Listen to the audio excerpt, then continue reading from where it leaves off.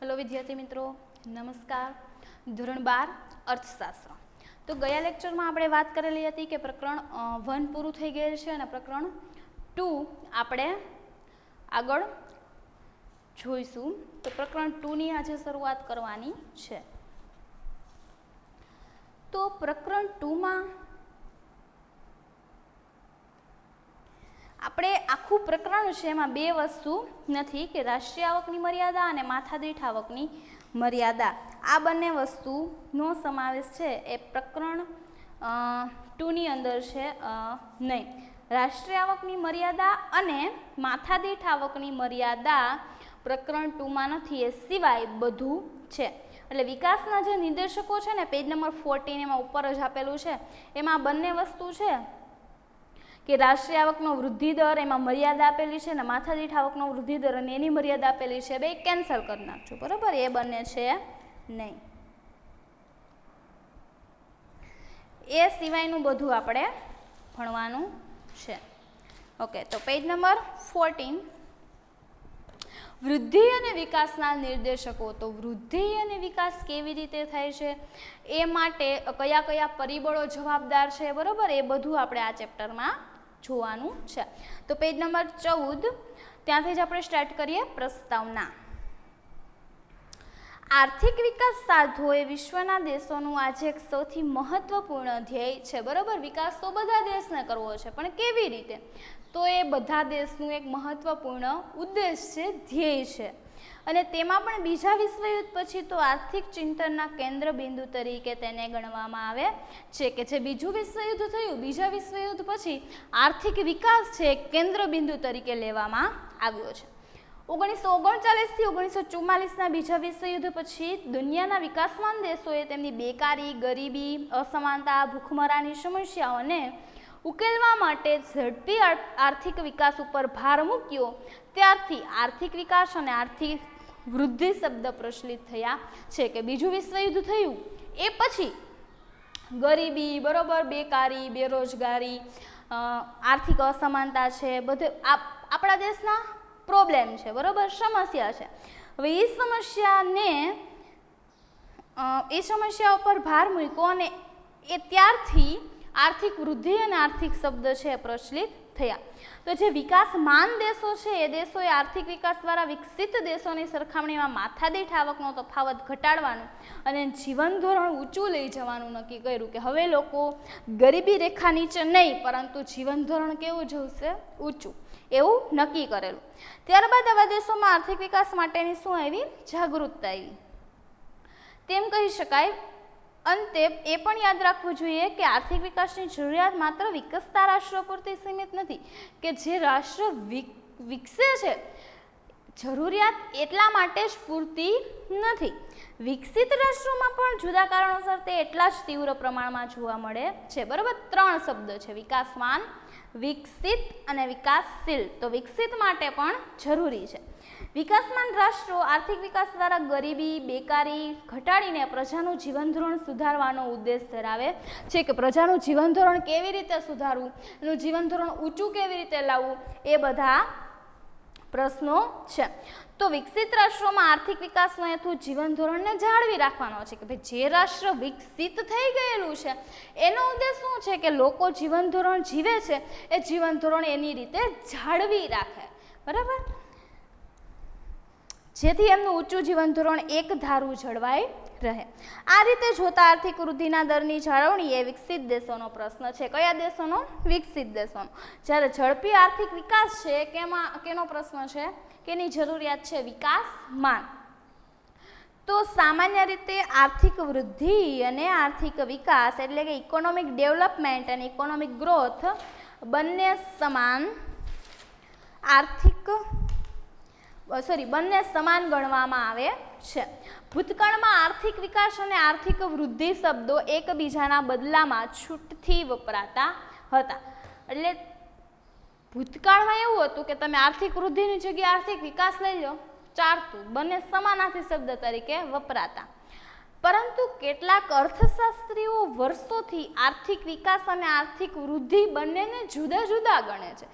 એમ કહે છે કે આ બંને એક નથી, બંને અલગ છે। શ્રીમતી ઉર્સુલા હિક્સના મતે વિકાસમાન દેશોના આર્થિક પ્રશ્નોનું નિરાકરણ એ આર્થિક વિકાસ છે, જ્યારે વિકસિત દેશોના આર્થિક પ્રશ્નોનું નિરાકરણ એ આર્થિક વૃદ્ધિ છે. બરાબર. શું કીધું? અર્થશાસ્ત્રી છે કયો? શ્રીમતી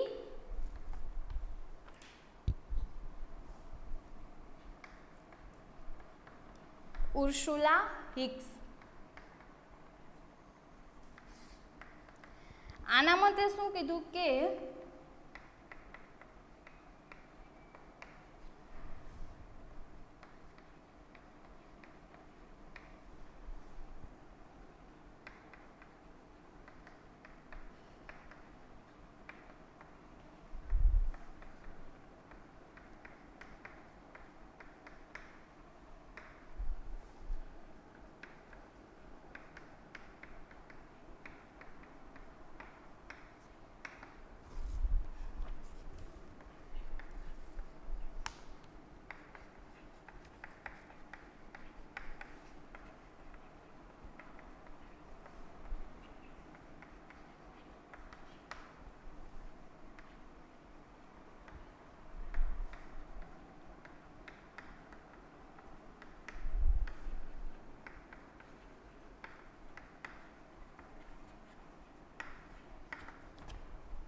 બરોબર.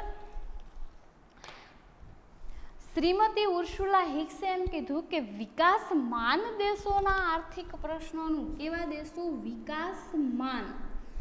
એના જે આર્થિક પ્રશ્નો છે એનું નિરાકરણ છે ને એ કેનાથી આવે છે? જો આર્થિક વિકાસ થાય ને તો. પરંતુ જે દેશ વિકસિત છે, જે દેશનો વિકાસ થઈ ગયેલો છે, એના જે આર્થિક પ્રશ્નોનું નિરાકરણ ક્યારે આવે છે? આર્થિક વૃદ્ધિ થાય તો. કોણે કીધું આવું? શ્રીમતી ઉર્સુલા હિક્સે. હવે જોઈએ સૌપ્રથમ આર્થિક વૃદ્ધિ.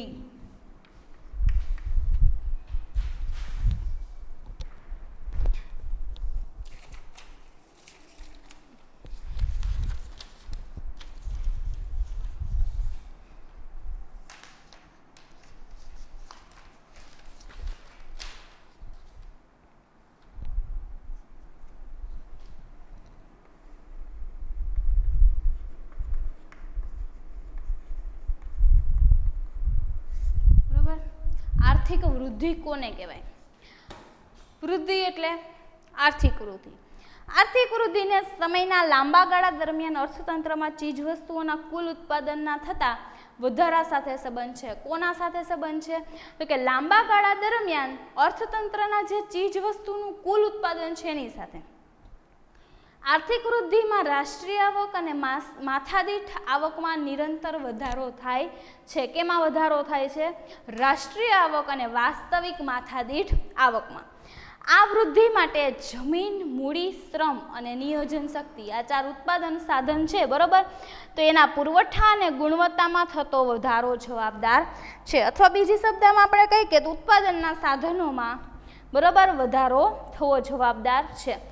ટૂંકમાં કહીએ તો દેશના ઉત્પાદનના સાધનોમાં પુરવઠા અને તેમની પ્રાપ્તિમાં વધારો થતો હોય, સાધનોની ઉત્પાદન કાર્યક્ષમતા વધતી હોય અને તેનાથી વાસ્તવિક રાષ્ટ્રીય આવક અને વાસ્તવિક માથાદીઠ આવક સતત વધતી હોય તો એને આર્થિક વૃદ્ધિ તેમ કહેવાય. જો આનું ટૂંકમાં આપણે કહીએ તો શું કીધું? દેશના ઉત્પાદનના સાધનોના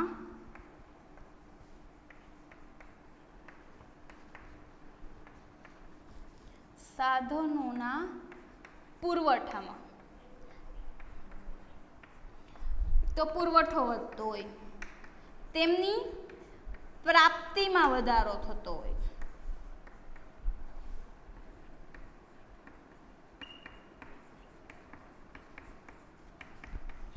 પછી સાધનોની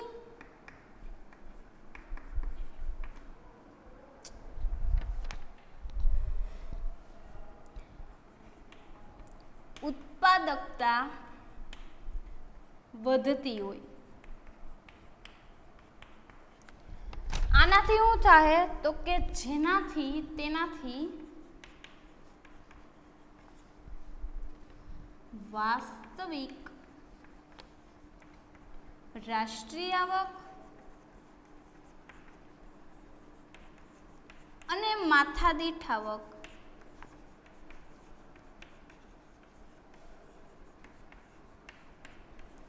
સતત વધતી હોય તે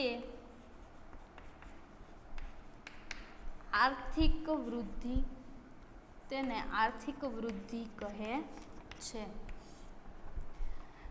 બધું આમાં એક જ ડેફિનેશનમાં આવી ગયું, એક જ વ્યાખ્યામાં આવી ગયું. શું કીધું? ઉત્પાદનના સાધનો છે ને શ્રમ, મૂડી, જમીન અને નિયોજક શક્તિ. બરોબર. તો એ ઉત્પાદનના સાધનોના જે પુરવઠો છે એની પ્રાપ્તિમાં વધારો થતો હોય, એ સાધનોની કાર્યક્ષમતા વધતી હોય, જેનાથી રાષ્ટ્રીય આવક વધે અને માથાદીઠ આવક વધે. એને શું કહેવાય? તો કે આર્થિક વૃદ્ધિ થઈ એમ કહી શકાય. આમ આર્થિક વૃદ્ધિ છે ને પરિણાત્મક પરિવર્તન છે. કેવું પરિવર્તન છે? પરિણાત્મક. આર્થિક વૃદ્ધિ પરિણાત્મક પરિવર્તન છે. કેવું છે? પરિણાત્મક. આર્થિક વૃદ્ધિ એ વધુ ઉત્પાદન, કાચી રાષ્ટ્રીય પેદાશમાં દર વર્ષે થતો વધારો દર્શાવે છે, કે જેના દ્વારા આપણે દેશની આર્થિક સ્થિતિનું ચિત્ર રજૂ કરી શકીએ, જેના દ્વારા ખબર પડી શકે કે આર્થિક સ્થિતિ દેશની કેવી છે. તો દુનિયાના બે દેશો વચ્ચેની જે આર્થિક સરખામણીનું મૂલ્યાંકન કરવામાં પણ તે ઉપયોગી છે. પહેલાં તો શું કીધું એને?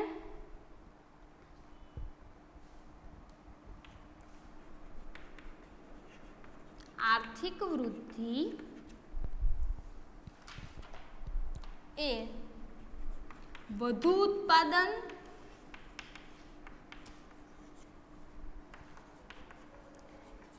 અને કાચી રાષ્ટ્રીય પેદાશમાં દર વર્ષે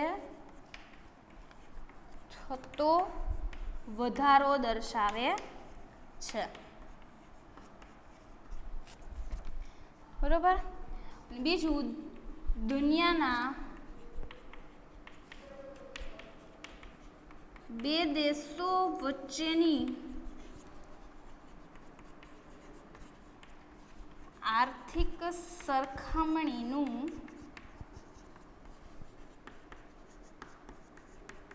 મૂલ્યાંકન કરવામાં પણ ઉપયોગી છે.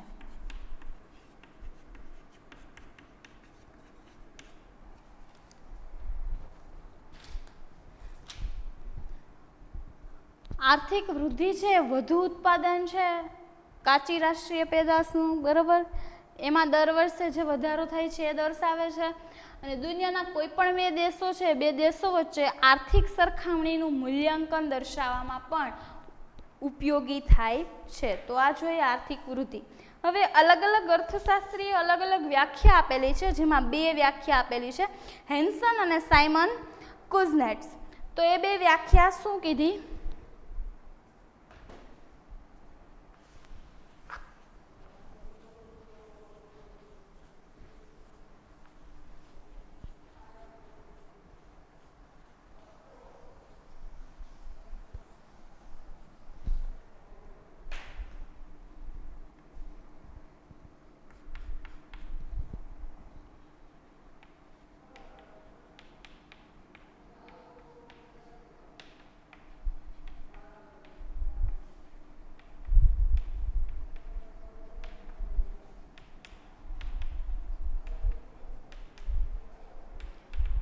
અલગ અલગ અર્થશાસ્ત્રી છે એને અલગ અલગ વ્યાખ્યા આપેલી છે.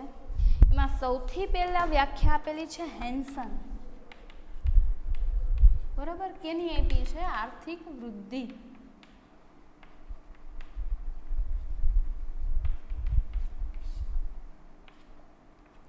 ઓકે. એને શું કીધું કે આર્થિક વૃદ્ધિ એટલે શું? તો કે રાષ્ટ્રીય આવકનો વૃદ્ધિ દર જે રાષ્ટ્રીય આવક છે એનો શું વૃદ્ધિ દર, અથવા આપણે એમ કહી શકીએ કે વસ્તુઓ અને સેવાનું જે કુલ ઉત્પાદન છે એના પ્રમાણમાં થતો વધારો. તો હેન્સને એમ કીધું છે કે આર્થિક વૃદ્ધિ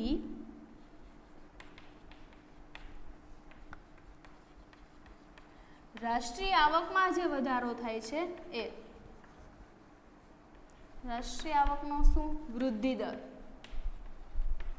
અથવા આપણે એમ પણ કહી શકીએ કે વસ્તુ અને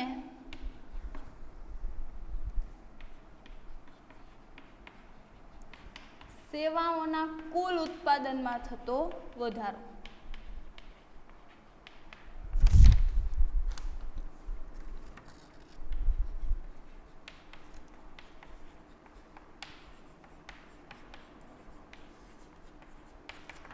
આ આપેલી છે હેન્સનની વ્યાખ્યા કે આર્થિક વૃદ્ધિ એટલે રાષ્ટ્રીય આવકનો વૃદ્ધિ દર અથવા વસ્તુઓ અને સેવાઓના કુલ જે ઉત્પાદન છે એના પ્રમાણમાં જે વધારો થાય છે એ. બીજા અર્થશાસ્ત્રી સાયમન કુઝનેટ્સ એને પણ આર્થિક વૃદ્ધિની વ્યાખ્યા આપેલી છે.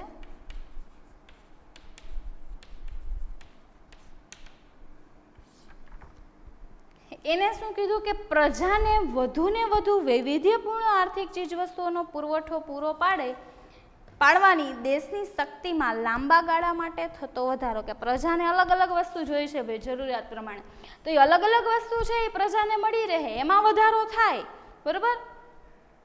તો એ વધારો કેટલી શક્તિ છે દેશમાં કે પ્રજાને એ ચીજવસ્તુમાં થતો વધારો આપી શકે, તો એમાં જે વધારો થાય એને શું કહેવાય, આર્થિક વૃદ્ધિ થઈ છે એમ કહેવાય. તો પ્રજાને વધુમાં વધુ વૈવિધ્યપૂર્ણ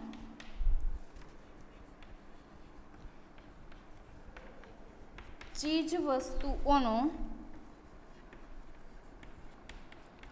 પુરવઠો પૂરો પાડવાની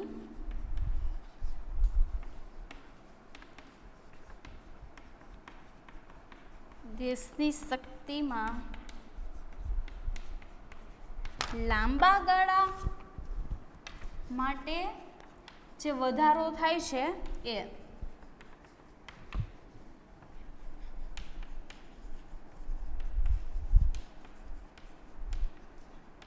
બરાબર.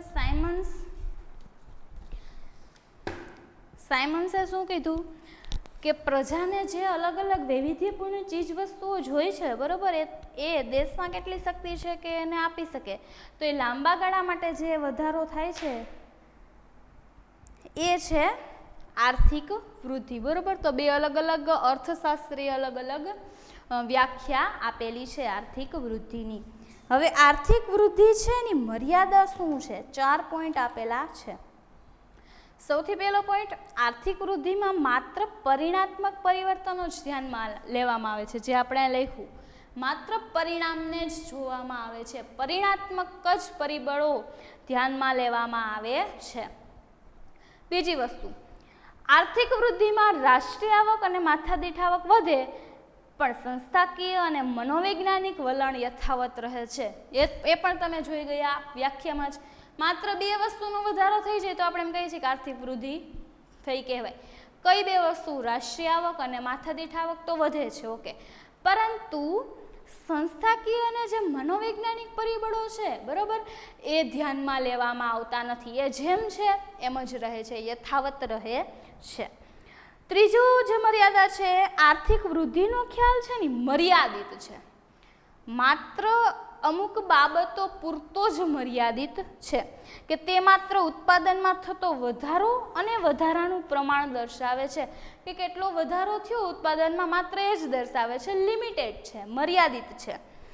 ચોથું છે લોકોનું કલ્યાણ અથવા તેમજ તેમાં થતો ફેરફાર જાણવા માટે છે ને આર્થિક વૃદ્ધિ ઉપયોગી બનતી નથી.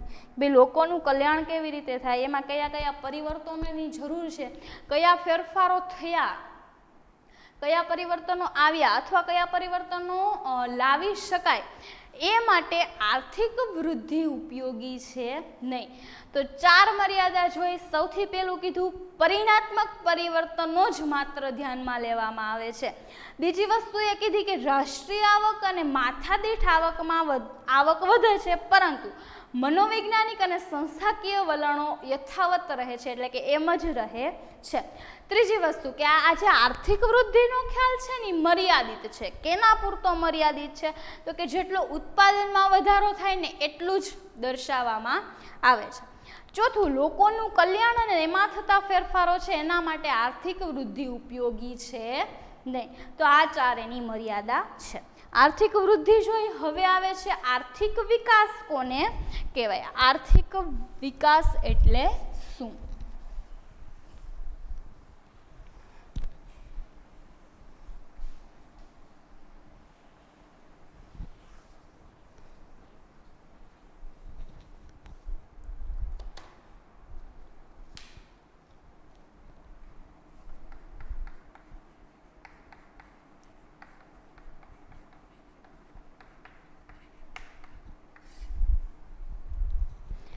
જોઈએ પેજ નંબર 15 ઉપર.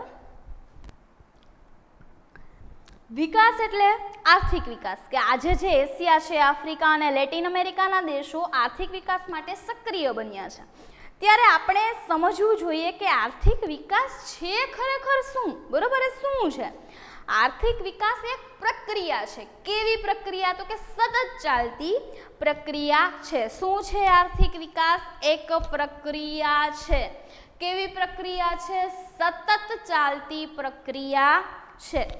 આર્થિક સુખાકારી પ્રાપ્ત કરવાનું એક સાધન છે કે તમે તમારી જરૂરિયાતો કેમ સંતોષી શકો, કેમ સુખ મળે તમને, તો એ સુખાકારી પ્રાપ્ત કરવાનું એક સાધન એટલે શું? આર્થિક વિકાસ. વિકલ્પ પૂછાઈ શકાય. તેથી આર્થિક વિકાસ શબ્દનો વ્યાપ એટલો મોટો છે કે આર્થિક વિકાસમાં આર્થિક વૃદ્ધિ સમાઈ જાય છે, આર્થિક સુખાકારી અને આર્થિક પ્રગતિ પણ સમાઈ જાય છે. જો આમાં ડિફરન્સના કેટલા પોઈન્ટ મળી ગયા, બંને વચ્ચેનો ડિફરન્સ મળી ગયો. આર્થિક વૃદ્ધિ છે ને મર્યાદિત હતી, જ્યારે આર્થિક વિકાસ છે ને એનો ખ્યાલ કેવો છે? વિશાળ છે, એ વ્યાપ છે. બરોબર. અને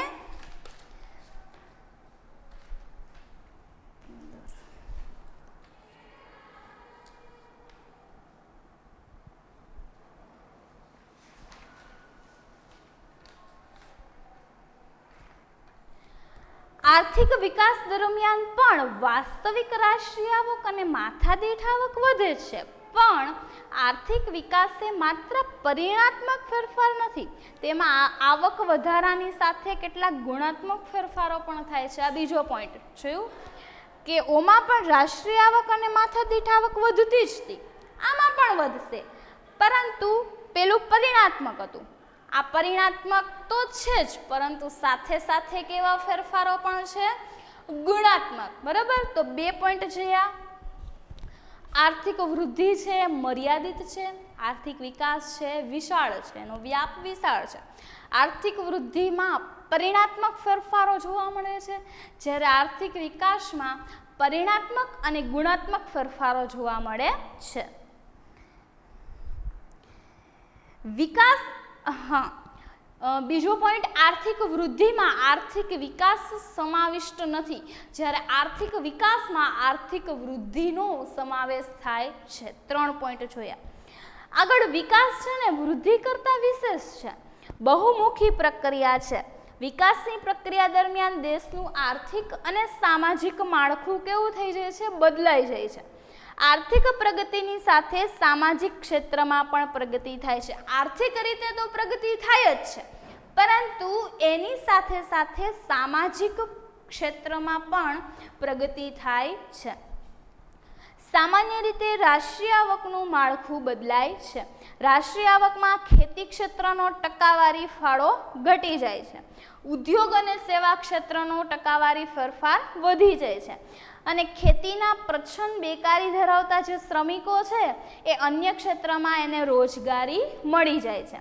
આધુનિક ટેકનોલોજી અમલમાં આવે છે, જેનાથી શું થાય છે, સમય પણ બચે છે અને ખર્ચ પણ બચે છે. નવા બિયારણો છે એ શોધાય છે, પરિણામે છે ઉત્પાદન અને વહેંચણીનું સંસ્થાકીય માળખું છે એ બદલાય છે. અને આ બધા માળખાકીય પરિવર્તનને કારણે છે ગરીબી, બેકારી, અસમાનતા, બરાબર, બેરોજગારી એ ઘટે છે. તો પહેલા જોઈએ કે આમાં કેવા ફેરફારો નોંધવામાં આવે છે.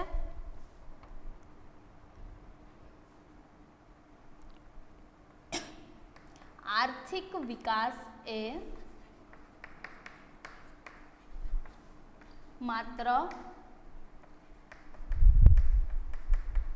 પરિણાત્મક ફેરફારો નથી,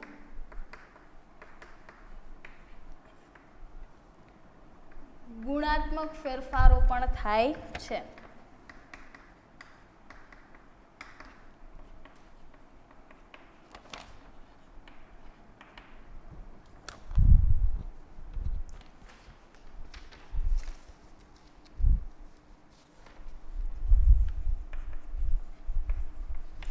આર્થિક વિકાસ શબ્દનો વ્યાપ ઘણો મોટો છે.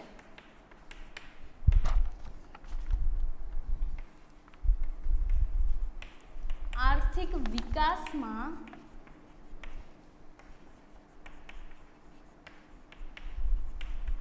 આર્થિક વૃદ્ધિ, આર્થિક સુખાકારી અને આર્થિક પ્રગતિ પણ સમાઈ જાય છે. બરાબર.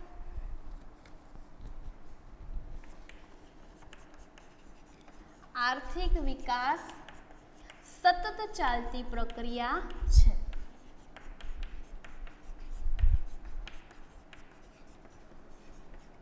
કેવી છે આર્થિક વિકાસ? સતત ચાલતી પ્રક્રિયા છે.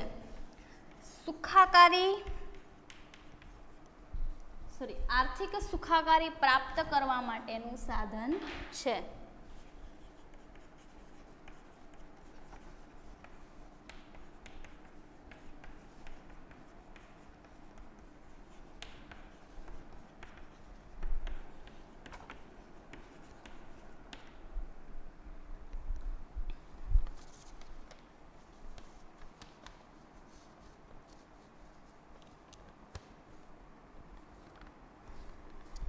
અને વિકાસ થાય ત્યારે વિકાસ દરમિયાન દેશનું આર્થિક અને સામાજિક માળખું બદલાય છે.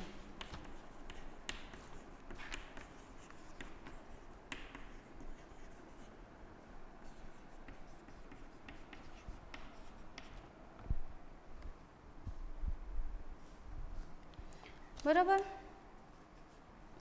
આ જોઈએ આર્થિક વિકાસ.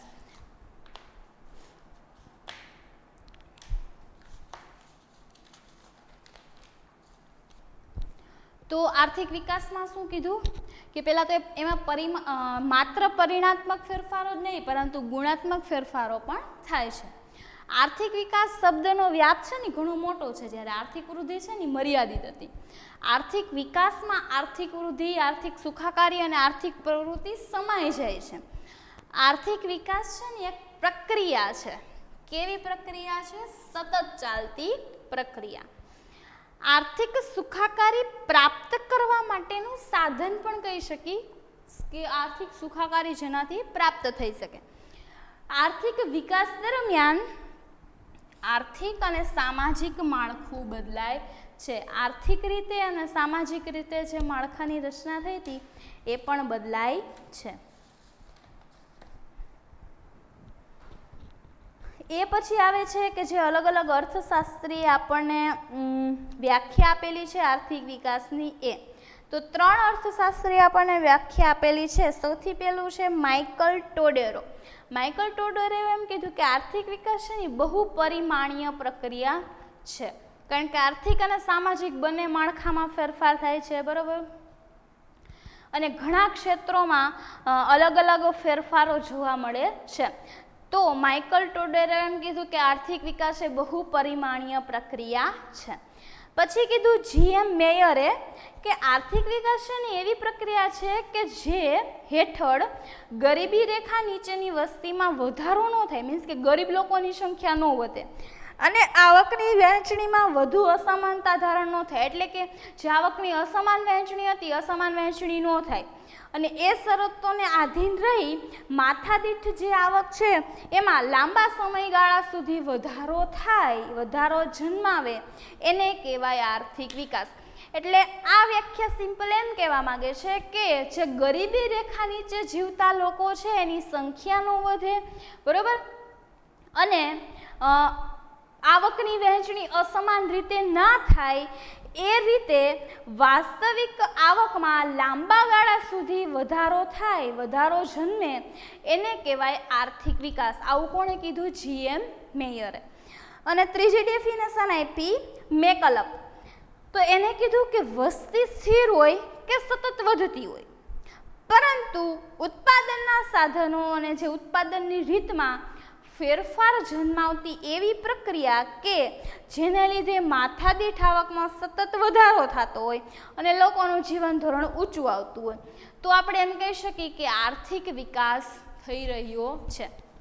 એને શું કીધું કે વસ્તી ભાઈ તમે સ્થિર હોય કે વસ્તીમાં વધારો થતો હોય એને કાંઈ લાગે વળગે નહીં, પરંતુ ઉત્પાદનના જે સાધનો છે અને ઉત્પાદનની રીત છે એમાં ફેરફાર થાય, ફેરફાર જન્મે, બરોબર, એવી પ્રક્રિયા કે માથાદીઠ આવકમાં સતત વધતી જતી હોય અને લોકોનું જીવન ધોરણ આપણે જોઈ શકીએ કે ઊંચું આવતું હોય, તો આપણે એમ કહી શકીએ કે આ દેશનો આર્થિક વિકાસ થઈ રહ્યો છે.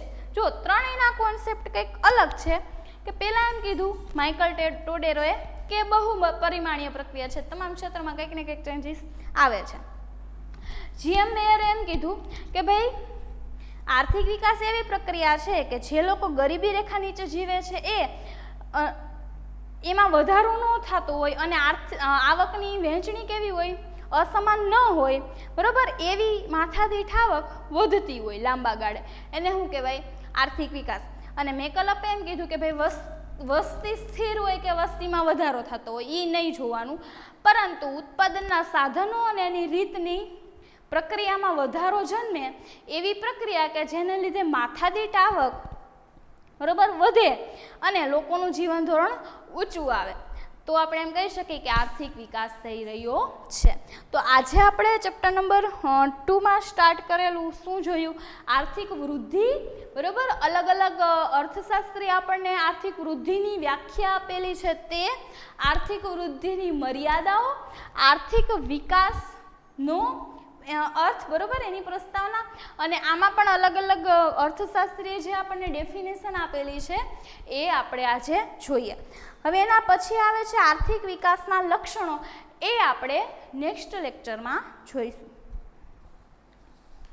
અને સાથે સાથે તમારે પણ કરવાનું છે. Okay, thank you.